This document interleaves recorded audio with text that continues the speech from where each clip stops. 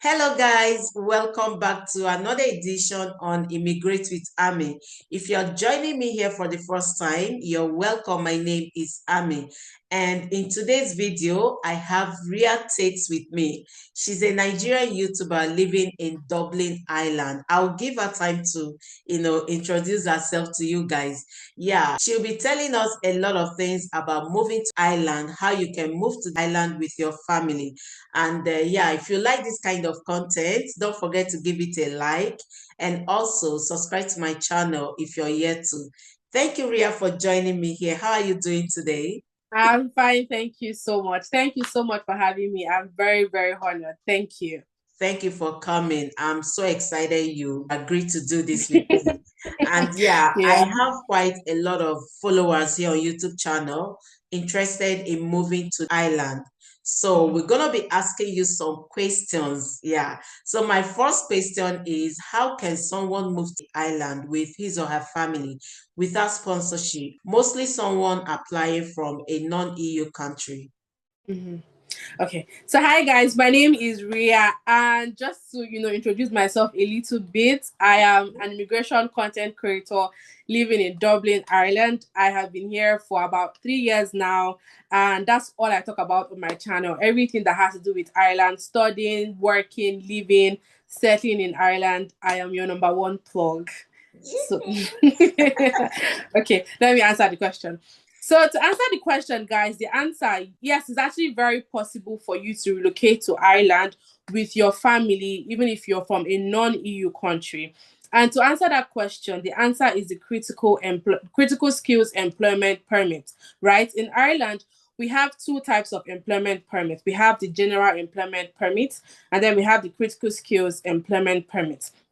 So now the critical skills employment permit is mostly for people that are highly skilled. There are specific career paths that you have to go through to be able to actually apply under the critical skills employment permits. I have occupations. I'm going to be telling you about it. So for example, let's say you're a nurse.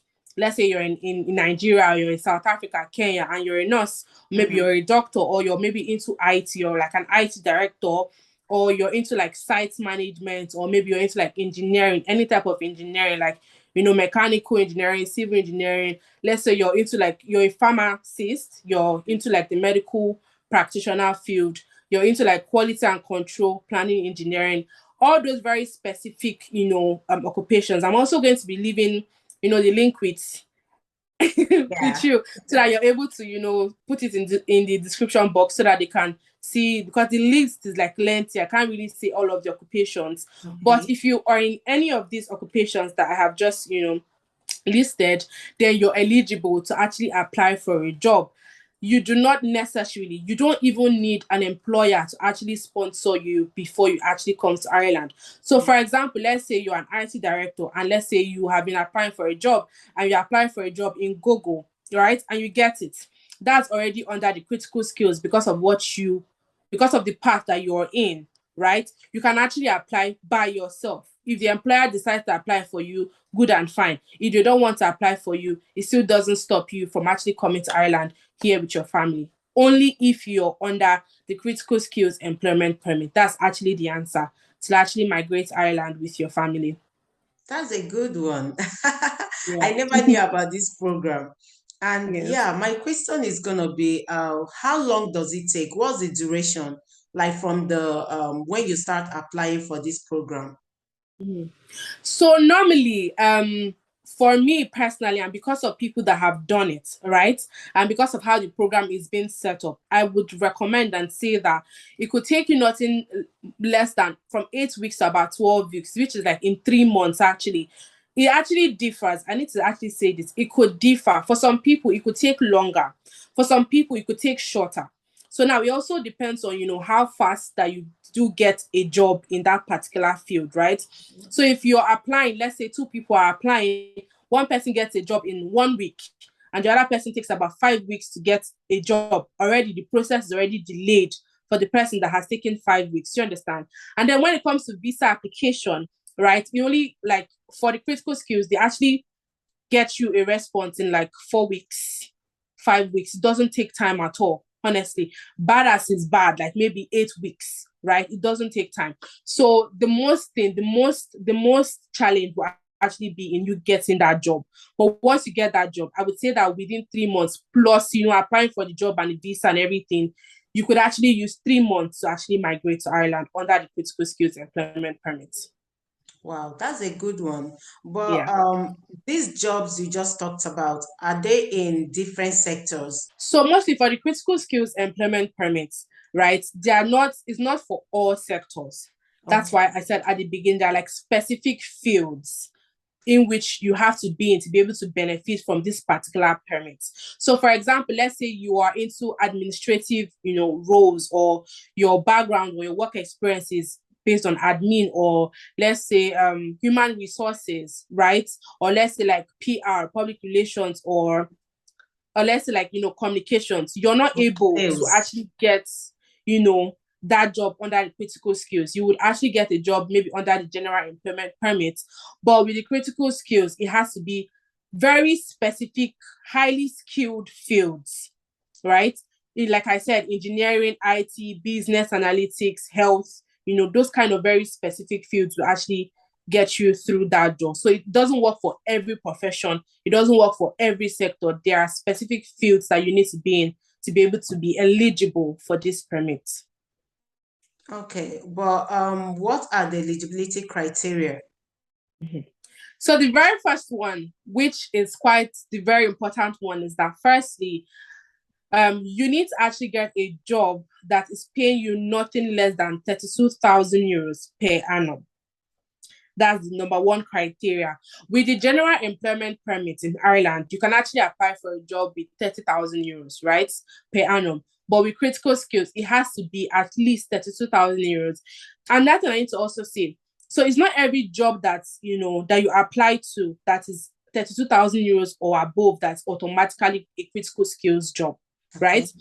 There are still some roles that you can get, let's say admin roles, and they could probably even be paying you 40,000, but you're still not eligible to be able to apply under the critical skill. So it has to be 32,000 euros per annum under the critical skill. That's like the very first, eligibility criteria. So I wrote it down here. I don't forget. All right. Now, the second one is that the contract needs to be at least for 2 years. The contract could maybe be like, maybe they'll give a contract of 3 years, 4 years, 5 years. That's okay. But the government wants you to get a contract of at least 2 years, to be able to apply for the critical skills employment permit. Another one is the fact that your degree actually matters. Looking back at, all of these occupations that I have just mentioned now, you obviously know that it's not anybody that can actually do them. For example, anybody can not just be a doctor or not just be a nurse without you actually going to read, some specific courses, maybe taking some exams in some specific fields and passing them, and then actually being like a doctor or being like a nurse. So your degree actually matters. And that still doesn't cut off from the fact that maybe if you're experienced, if, for example, let's say you are working as an IT personnel, right? And maybe you went to school and you did not read like anything that has to do with IT, but like your work experience and your skills, exactly, that can also back up for it. So in as much as your degree matters in some fields like doctors and nurses and medical practitioners, there are also some other critical skills employment permits that you can boycott and get with just your experience. So it's like a balance of like the both of them, right? And then another eligibility criteria is that you actually need to be employed by an employer. Sometimes some jobs, recruitment agencies can actually enable you come to Ireland. If you get a job from a recruitment agency, they can, be like the middleman between you and your employer, try to help you get this sponsorship and all of that. But for a critical skills employment permit, the employment, the offer letter and everything has to come directly from an employer, not like through like a recruitment agency or anybody else. So like those are like the eligibility criteria rather, that I would say that is actually very needed for you to actually be eligible for the critical skills employment permit in Ireland. Okay, so for example, if someone gets like maybe a recruitment agency, who could help, does that mean that you can use a recruitment agency? No, you can't use it. You have to maybe discuss with the recruitment agency So, for example, I've gotten a couple of people that maybe have come to Ireland via the healthcare route, okay? And then maybe recruitment agencies have helped them to get this job. Most times on the offer letter, it could be the agency's details that, is there, right? And it's still okay for a field like healthcare. It's still actually okay for you to use like an offer letter from an agency to actually apply for your visa and all of that.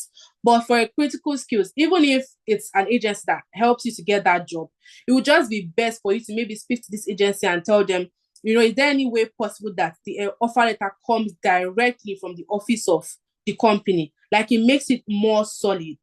Do you understand? So yeah, it's possible that you could still get the job from a recruiter or from an agency, but the offer letter should just mostly be from an employer directly. It just gives it a little bit more weight. Okay. But how much are we looking at here, like the application fee? Yeah. So for the application fee, it's actually 1,000 euros. So like I said, actually, the employer could apply for you or you could apply for yourself. Like, you don't necessarily need to fall back on someone applying for you. If you have the money, if you can afford it, and if your employer is not willing to apply for you, you can obviously pay the 1,000 euros and then apply for it. So when someone gets this job, what next? So the next thing would be to apply for your visa. Okay. Yeah. So you just gather all the documents. You gather like your offer letter, and you don't need to actually do so much actually. Gather your offer letter, bank statement, the normal documents that you would actually need for a visa application, proof of funds and whatnot, just basic documents that would need normally for a visa application, and then just apply for it, and voila, you're here. Okay, but is there a way, because I'm just thinking, for example, like I want to take a step, I want to, just go through this. Is there a way I can find out all the occupation list? Like, yes, like in Canada, they have what they call NOC, knock, where you can go and do they have something like that? Yes, we do. We do have that. That's the document I'm going to share with you, like after this. Okay. Yeah, the link. Okay. Yes, we have something like that that states all of the professions that are under this critical skills employment permits that you can actually use. Like, if you see your profession, you know that you're eligible for it. And we also have like the ineligible list, right? So they also tell you the occupations that is also not eligible to apply for these jobs. So yeah, I will send you the link so that you can add them in the description box. I think that should be the first step for anyone looking forward to migrating through this route. That should be the first step. Then after that, maybe you start applying. Okay, are there any do they have like a website where someone can find a job? So we don't have like a particular, like just one website that you can actually get it. We have like different websites where you can actually find jobs. There is www.indeed.ie. We have grabsjobs.ie. We have Google Career as well. Just give me a moment there. There's Indeed, there's grabsjobs.ie. We have Glassdoor.ie. We have jobs, www.jobs.ie. We have www.irishjobs.ie. We have Google Career Ireland. We have Recruit Ireland website as well. And most times, for the people that have actually come to Ireland, right, via this means, when I talk to them, they always say, I got the job via LinkedIn, via the company's website on LinkedIn. Yeah, exactly. So LinkedIn is also like, also a powerful website as well, amongst all of these other ones that I've just mentioned. We have quite a good number. I would send you, the links as well, so you can attach that. Thank you so much. This is quite informative.